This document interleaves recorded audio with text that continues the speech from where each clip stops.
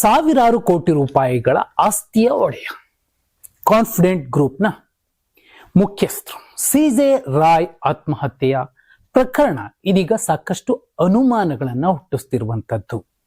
ನೋಡಿ, ಒಂದು ಕಡೆ ಗುಜರಾತ್ನ ಉದ್ಯಮಿಗಳು ದೇಶವನ್ನೇ ಬಿಟ್ಟು ಓಡೋಗ್ತಾರೆ. ಅವರ ವಿರುದ್ಧ ತುಂಬಾ ಗಂಭೀರ ಪ್ರಕರಣಗಳು ದಾಖಲಾಗಿದ್ದಾವೆ. ಆದರೆ ಕರ್ನಾಟಕದ ಉದ್ಯಮಿಗಳ ವಿಚಾರಕ್ಕೆ ಬಂದ್ರೆ, ಕರ್ನಾಟಕದಲ್ಲಿ ನೆಲೆ ನಿಂತಂತವ್ರು ಕಾಫಿ ಡೇ ಓನರ್ ಏನಾದ್ರು ಈಗ ಕಾನ್ಫಿಡೆಂಟ್ ಗ್ರೂಪ್ನ ಓನರ್. ಯಾಕೆ ಗುಜರಾತಿನ ಉದ್ಯಮಿಗಳು ಓಡೋಗೋದಕ್ಕೆ ಅವಕಾಶ ಸಿಗುತ್ತೆ, ಇಲ್ಲಿನವರು ಸಾಯೋಗೋದಕ್ಕೆ ಮಾತ್ರ ಫೈನಲ್ ಆಪ್ಷನ್ ಇರುತ್ತೆ ಅನ್ನುವಂಥದ್ದು ಚರ್ಚೆ ಆಗಬೇಕಾಗಿರುವಂತಹ ವಿಚಾರ. ವಿದೇಶದಲ್ಲಿದ್ದಂತಹ ಅವರ ಸೋದರ ಸಿಜೆ ರಾಯ್ ಅವರ ಸೋದರ ಬಾಬು ರಾಯ್ ಅವರು ಬೆಂಗಳೂರಿಗೆ ಬಂದಿದ್ದಾರೆ. ಸ್ಫೋಟಕ ವಿಚಾರಗಳನ್ನು ಹೇಳ್ತಿರುವಂತದ್ದು.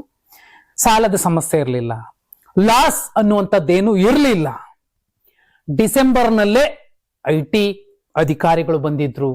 ಈಗ ವಿಚಾರಣೆಯ ಸಂದರ್ಭದಲ್ಲಿ ಅವರಿಗೆ ಸಮಸ್ಯೆ ಆಗಿದೆ. ಅದರಲ್ಲೂ ನೀವು ಮುಖ್ಯವಾಗಿ ಒಬ್ಬರ ಹೆಸರನ್ನ ಮೆನ್ಷನ್ ಮಾಡಿ ಹೇಳ್ತಾರೆ, IRS ಆಫೀಸರ್ ಕೃಷ್ಣ ಪ್ರಸಾದ್ ಅವರನ್ನೇ ನೀವು ಕೇಳಬೇಕು ಅನ್ನುವಂತಹ ಸಾಲುಗಳನ್ನ ಬಾಬು ರಾಯ್ ಅವರು ಹೇಳಿರುವಂತದ್ದು. ಬೇಗ ಬಾ, ನನಗಿಲ್ಲಿ ಒತ್ತಡ ಆಗ್ತಿದೆ ಅಂತ ಫೋನ್ ಮಾಡಿ ಹೇಳಿದ್ರಂತೆ ಲಾಸ್ಟ್ ಅಲ್ಲಿ. ಆಯ್ತು ಬರ್ತೀನಿ ಅಂತ ಹೇಳಿ ಮುಗಿಸಿ ಅವರು ವಾಪಸ್ ಬರುವುದರೊಳಗೆ ಅಣ್ಣ ಇಲ್ಲ. ನೋಡಿ, ತುಂಬಾ ಸೂಕ್ಷ್ಮ ವಿಚಾರಗಳು ಅಂದ್ರೆ, ಒಂದು ಡೈರಿ ಸಿಕ್ಕಿದೆ 3ನೇ ಫ್ಲೋರ್ ಅಲ್ಲಿ, ಕಾನ್ಫಿಡೆಂಟ್ ಗ್ರೂಪ್ನ ಕಚೇರಿಯ 3ನೇ ಫ್ಲೋರ್ ಅಲ್ಲಿ. ಅದರಲ್ಲಿ ಏನಿರಬಹುದು, ಏನೆಲ್ಲ ಪ್ರೋಗ್ರಾಮ್ಗಳಿದಾವೆ ಅದರದೊಂದು ಪಟ್ಟಿ ಇದೆ. ನಟ ನಟಿಯರು, ಪ್ರಮುಖ ಗಣ್ಯರ ಫೋನ್ ನಂಬರ್ಗಳೆಲ್ಲ ಲೀಸ್ಟ್ ಇದೆ. ಅದಲ್ಲದೆ ಒಂದು ಡೆತ್ ನೋಟ್ ಕೂಡ ಸಿಕ್ಕಿದೆ ಅನ್ನುವಂಥದ್ದು. ಹೇಗೆ ಇಷ್ಟು ದಿನ ಐಟಿ ಅಧಿಕಾರಿಗಳು ಕೇಂದ್ರದ ತನಿಖಾ ಸಂಸ್ಥೆ ರಾಜ್ಯಕ್ಕೆ ಬಂದು ರಾಜ್ಯದಲ್ಲಿದ್ದಂತಹ ಯಾರಿದ್ದಾರೆ ಅವರ ಮೇಲೆ ವಿಚಾರಣೆ ನಡೆಸ್ತು. ಈಗ ರಾಜ್ಯ ಪೊಲೀಸರು ಅವರನ್ನ ವಿಚಾರಣೆ ಮಾಡಬೇಕಾದಂತಹ ಸ್ಥಿತಿಗೆ ಬಂದಿದೆ. ಅಂದ್ರೆ ಐಟಿ ತನಿಖಾ ಸಂಸ್ಥೆ, ಕೇಂದ್ರದ ಸಂಸ್ಥೆ ಅತಿಯಾದ ಒತ್ತಡವನ್ನ, ನಿಯಮಗಳನ್ನ ಮೀರಿ ವಿಚಾರಣೆಯ ರೀತಿಯನ್ನ ಸ್ಟ್ರಾಂಗ್ ಮಾಡಿದ್ಯಾ ಅನ್ನೋ ಅನುಮಾನ ಕೂಡ ಮೂಡುತ್ತೆ. ಈಗಾಗ್ಲೇ ಯಾಕಂದ್ರೆ ಎದೆಗೆ ಗುಂಡೊಡ್ಕೊಂಡು ಸಾಯ್ತಾರೆ ಅಂದ್ರೆ ಏನಾಗಿರಬಹುದು, ಎಷ್ಟರ ಮಟ್ಟಿಗಿನ ಒತ್ತಡ ಅವರಿಗಿರಬಹುದು. ರಾಜ್ಯ ಪೊಲೀಸರು ತಮ್ಮದೇ ಆದ ಕೆಲಸವನ್ನ ಮಾಡ್ತಿದ್ದಾರೆ.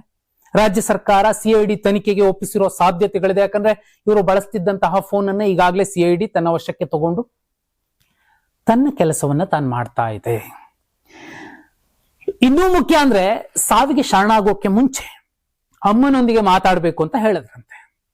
ಅವರ ಚೇಂಬರ್ ಏನಿದೆ, ಚೇಂಬರ್ಗೆ ಹೋಗ್ತಾರೆ.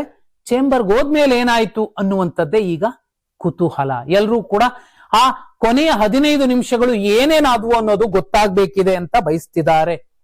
ಅವರ ಕಂಪನಿ ಹೆಸರಲ್ಲೇ ಕಾನ್ಫಿಡೆಂಟ್ ಇತ್ತು. ಅವರು ಮಾತಾಡುವ ಧಾಟಿ, ರೀತಿ, ನೀತಿ ಎಲ್ಲವೂ ಕೂಡ ಇನ್ನೊಬ್ಬರನ್ನ ಪ್ರೇರೇಪಿಸುವ ರೀತಿ ಇತ್ತು. ತುಂಬಾ ಚಿಕ್ಕ ಹಂತದಿಂದ ಇಷ್ಟು ದೊಡ್ಡ ಎತ್ತರಕ್ಕೆ 8,500 ಕೋಟಿ ಆದಾಯದ ಗಂಟಿದ್ದಂತಹ, ಸಂಪತ್ತಿದ್ದಂತಹ ಒಡೆಯ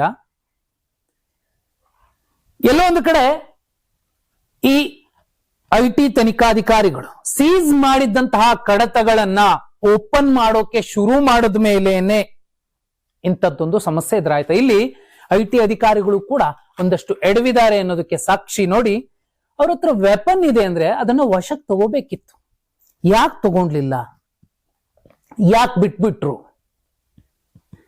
ನೋಡಿ, 2 ಗಂಟೆಗೆ ಆಫೀಸಿಗೆ ಬರ್ತಾರೆ ಕಾನ್ಫಿಡೆಂಟ್ ಕಚೇರಿಗೆ ಐಟಿ ಅಧಿಕಾರಿಗಳು.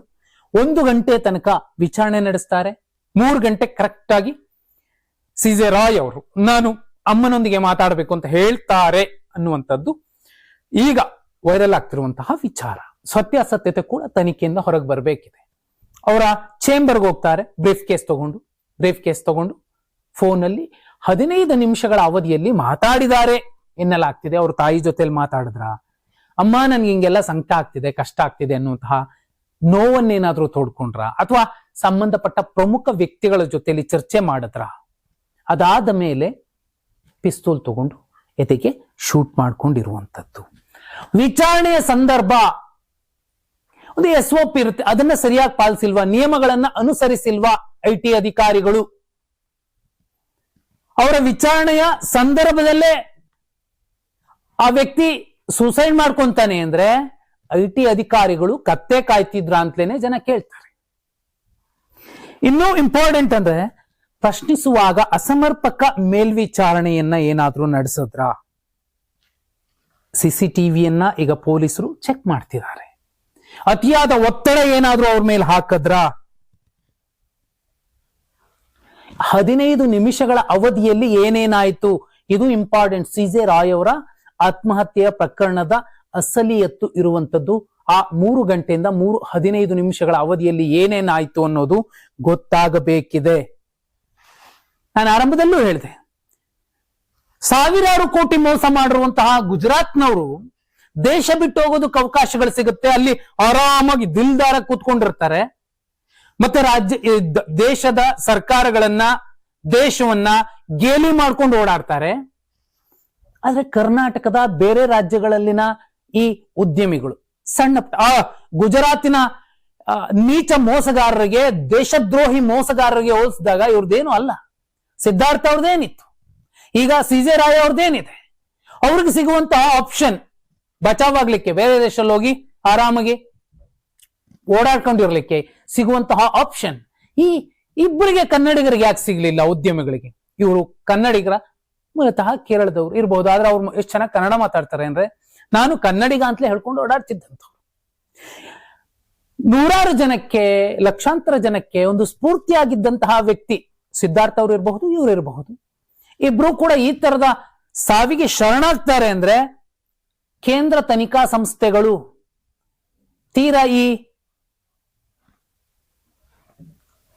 ಅಫ್ತಾವಸೀಲಿ ಮಾಡುವಂತಹ ಅಥವಾ ಈ ರೌಡಿಸಂ ಮಾಡಿಕೊಂಡು ಲಾಂಗ್ ಮುಂದೆ ಇಟ್ಕೊಂಡು ಹೆದರಿಸುವಂತಹ, ಪಿಸ್ತೂಲ್ ಹಣೆಗಿಟ್ಟು ಹೆದರಿಸುವಂತಹ ರೀತಿಗೆ ಅವರ ವಿಚಾರಣೆ ಬಂದು ನಿಂತಿದೆಯಾ? ದೊಡ್ಡದೇನಲ್ಲ. ಸರ್ಕಾರದಲ್ಲಿ ಅವ್ರಿಗೆ ಪ್ರಭಾವ ಇರುತ್ತೆ, ಅಧಿಕಾರಿ ವಲಯದಲ್ಲಿ ಅವ್ರಿಗೆ ಪ್ರಭಾವ ಇರುತ್ತೆ. ಆದಾಗ್ಯೂ ಇಂಥವರೇ ಹೀಗೆ ಸಾಯ್ತಾರೆ, ಸುಸೈಡ್ ಮಾಡ್ಕೊಂಡು ಸಾಯ್ತಾರೆ ಅಂದ್ರೆ ಎಷ್ಟರ ಮಟ್ಟಿಗಿನ ಪ್ರೆಷರ್ ಅವರ ಮೇಲೆ ಬಿದ್ದಿರಬಹುದು? IT ಅಧಿಕಾರಿಗಳ ಪ್ರೆಷರ್ ಒಂದೇ ಕಾರಣನಾ?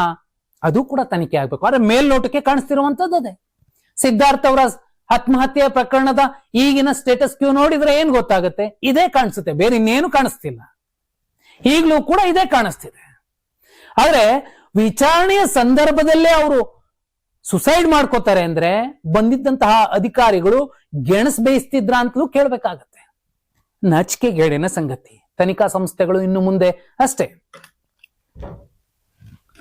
ಹಣೆಗೆ ಗುರಿ ಇಟ್ಟು ವಿಚಾರಣೆ ನಡೆಸುವಂತಹ ಸ್ಥಿತಿಗೆ ಬಂದು ನಿಂತಿದೆಯಾ ಗೊತ್ತಾಗ್ಬೇಕಿದೆ. ತನಿಖೆಯಲ್ಲಿ ಎಲ್ಲವೂ ಕೂಡ ಬಯಲಾಗುತ್ತೆ. ಆದ್ರೆ ಸ್ಫೂರ್ತಿಯಾಗಿದ್ದಂತಹ ವ್ಯಕ್ತಿ, ತುಂಬಾ ಅಚ್ಚುಕಟ್ಟಾಗಿ ಹಣಕಾಸಿನ ಒಂದು ಶಿಸ್ತನ್ನು ಹೊಂದಿದ್ದಂತಹ ವ್ಯಕ್ತಿ, ಸಾಕಷ್ಟು ಕೋಟಿ ರೂಪಾಯಿಗಳನ್ನ ಬಡಬಗ್ಗರಿಗೆ, ವಿದ್ಯಾರ್ಥಿಗಳಿಗೆ ಹಂಚಿದಂತಹ ವ್ಯಕ್ತಿ ಹೀಗೆ ಸಾಯ್ತಾರೆ ಅಂದ್ರೆ ವ್ಯವಸ್ಥೆ ಮತ್ತು ಸರ್ಕಾರಗಳು ಎಲ್ಲಿಗೆ ಬಂದು ನಿಂತಿವೆ ಅನ್ನೋದು ಕೂಡ ಚರ್ಚೆ ಆಗ್ಬೇಕು. ಈ ಅನ್ಯಾಯದ ಸಾವಿನ ಬಗ್ಗೆ ನೀವೇನಂತೀರಾ? ಕಮೆಂಟ್ ಮಾಡಿ.